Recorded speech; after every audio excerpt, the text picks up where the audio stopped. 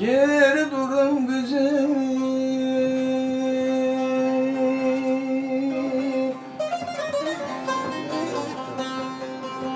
dağlar görsün,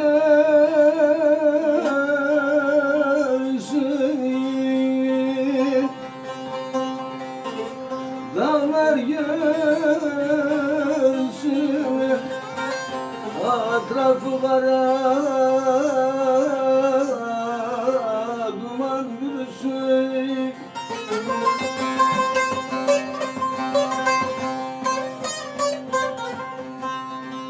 Ben ölürsem dar yerlerim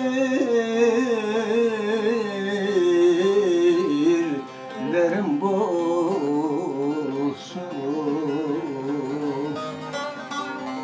N'olur beyefendi,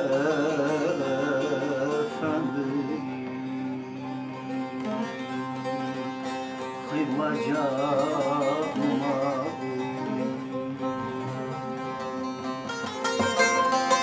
Ben ölürsem dar yerlerim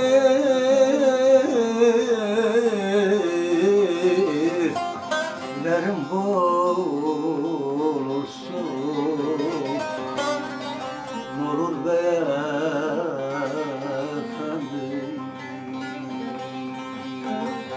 kıyma canıma.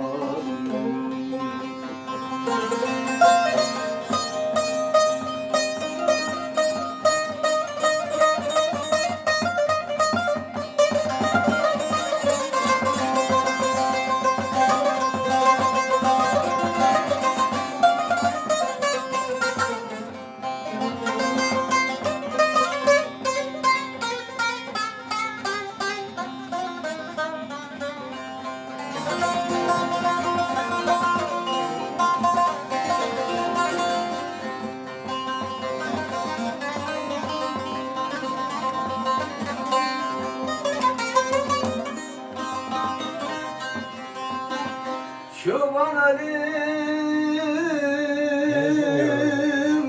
ki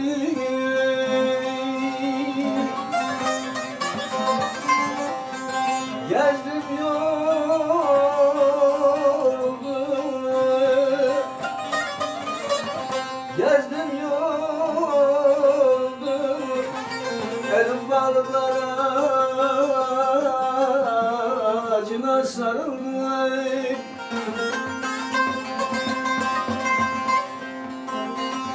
Bellek öldürdü,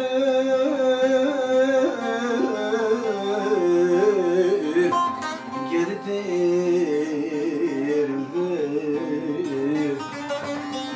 N'olur beyefendi,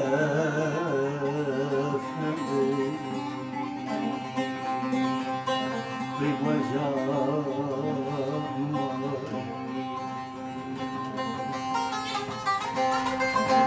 Bellek öldürdü,